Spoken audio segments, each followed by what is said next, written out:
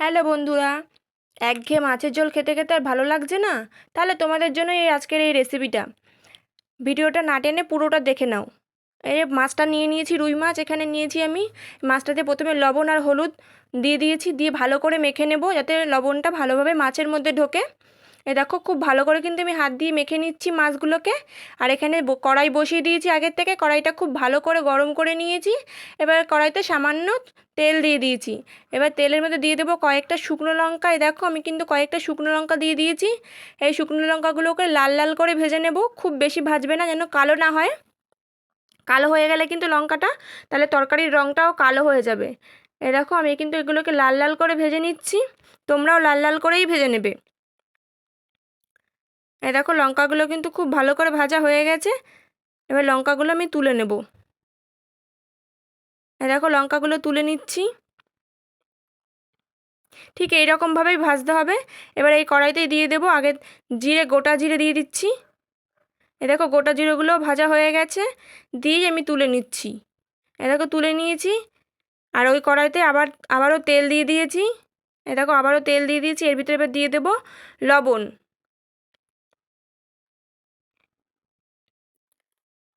দেখো, তেলটা কিন্তু খুব ভালো করে গরম হয়ে গেছে। আমি এবার লবণটাও দিয়ে দিচ্ছি। লবণটা দিয়ে আরও একটু গরম করে নিতে হবে। আমি সবসময় মাছ ভাজার আগে কড়াইতে লবণ দিয়ে দিই, যেন মাছগুলো লেগে না যায়। তোমাদেরও যদি কড়াইয়ে মাছ ভাজতে গিয়ে মাছটা লেগে যায়, তাহলে কিন্তু তোমরা এইভাবে লবণ দিয়ে নিতে পারো কড়াইতে। এবার কড়াইয়ের মধ্যে আমি মাছগুলো দিয়ে দিচ্ছি। দেখো, একে একে সব মাছগুলো দিয়ে দেবো। আমি মাছগুলো দুবারে ভেজে নিচ্ছি। দেখো, আর মাছগুলো কিন্তু আঁচ বাড়িয়ে ভাজবে না, তাহলে কিন্তু মাছ ভিতর থেকে কাঁচা থেকে যাবে, ওপর থেকে লাল হয়ে যাবে। সেজন্য আমি আঁচটা কমিয়ে দিয়ে মাছগুলোকে লাল লাল করে ভেজে নেব। দেখো, এক পাশ কিন্তু হয়ে গেছে। আমি এবার উল্টে দেব মাছগুলো। উল্টে আর এক পিঠ ভালো করে ভেজে নেব। দেখো, মাছগুলো উল্টে দিচ্ছি। এবার আর এক পিঠ ভালো করে ভেজে মাছগুলো তুলে নিয়েছি। এবার শিলপাটায় চলে এসেছি। ওই যে ভেজে রেখেছিলাম জিরে আর শুকনো লঙ্কা, এটাও বেটে নেব। দেখো, বেটে নিয়েছি। এবার কড়াইয়ের মধ্যে অল্প একটু তেল দিয়ে দিয়েছি। যে মাছ ভাজাতে তেলটা, ওটা তুলে নিয়েছি, অতটা তেল রাখিনি। অল্প একটু তেল দিয়েছি। এবার আলুগুলোকে ভালো করে লাল লাল করে ভেজে নিতে হবে। দেখো, ওই কড়াইয়ের ভিতরেই আমি আলু দিয়ে দিয়েছি। এবার আলুর মধ্যে দিয়ে দিচ্ছি পরিমাণ মতো লবণ। এবার দিয়ে দেবো পরিমাণ মতো হলুদ। এবার ভালো করে লাল লাল করে আলুগুলোকে ভেজে নিচ্ছি।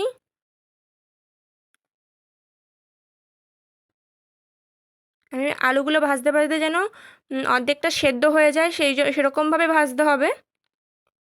আর তোমরা যদি চাও আলুগুলো আগের থেকে সেদ্ধ করে নিতে পারো। দেখো, আলুগুলো কিন্তু ভাজা হয়ে গেছে।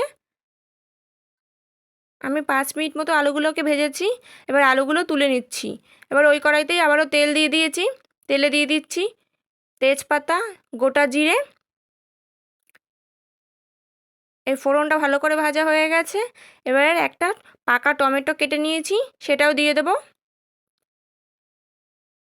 দেখো, টমেটোটাও দিয়ে দিয়েছি। এবার টমেটোটাও ভেজে নেব।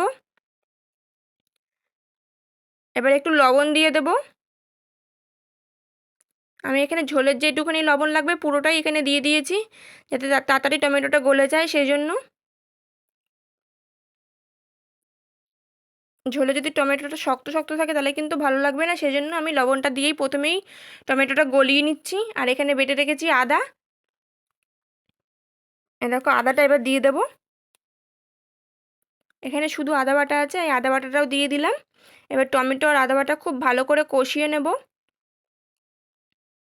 দেখো, আমি কিন্তু খুব ভালো করে কষিয়ে নিচ্ছি। কষাতে কষাতে যেন তেল ছেড়ে যায়, সেইভাবে কষাবো।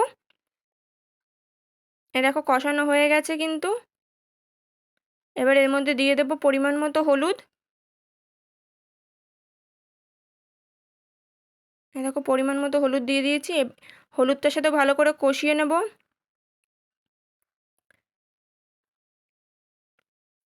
দেখো বন্ধুরা, আমার কিন্তু কষানো হয়ে গেছে। এবার যে আলুটা ভেজে রেখেছি সেই আলুটা দিয়ে দেবো মশলার ভিতরে। দেখো, আলুটাও দিয়ে দিয়েছি। এবার আলুটা আর মশলাগুলো একসাথে ভালো করে কষিয়ে নেব। তোমরা রান্নার সময় মশলা যত কষাবে তত কিন্তু রান্নার স্বাদ বাড়বে। আমি সবসময় এই কথাটা বলি, আবারও বলছি তোমাদেরকে। দেখো মশলার সাথে কিন্তু আলুটা ভালো করে কষানো হয়ে গেছে। এবার যে মশলাটা বেটে রেখেছি ওখানে আমি জিরে আর শুকনো লঙ্কা এই মশলাটা দিয়ে দিলাম এর ভিতরে। তোমরা একবার হলেও বাড়িতে এই রান্নাটা একবার হলেও করে খেও। আমি গ্যারান্টি দিচ্ছি যে এই রান্নাটা ভালো লাগবেই। দেখো আলুর সাথে কিন্তু মশলাগুলো খুব ভালো করে কষানো হয়ে গেছে। এবার আমি যে বাটিটায় মশলা করে রেখেছিলাম সেই বাটিটা ধুয়ে জল দিয়ে দিচ্ছি। ঝোলের জন্য এখানে জল দিয়ে দিচ্ছি। যেহেতু আমার মশলাগুলো ভাজতে ভাজতে আলুটা ভাজতে ভাজতে আলু সেদ্ধ হয়ে গেছে, সেখানে আমি আর বেশি জল দেইনি এখানে। দেখো আমি এখানে ঝোলের জন্য জলটা দিয়ে দিয়েছি। এবার এই ঝোলটা খুব ভালো করে ফুটিয়ে নেব। আমি কিন্তু তরকারি রান্না করতে গেলে ঝোলটা অনেকক্ষণ ধরেই ফোটাই। যত ফোটাবে তত কিন্তু তরকারির স্বাদ বাড়বে। দেখো খুব ভালো করে কিন্তু আমি তরকারিটা ফুটিয়ে নিচ্ছি।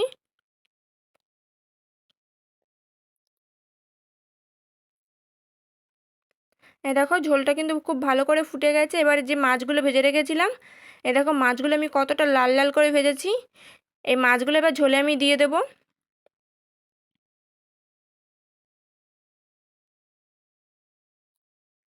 দেখো মাছগুলো সব দিয়ে দিয়েছি। এবার ঝোলটা খুব ভালো করে ফুটিয়ে নেব।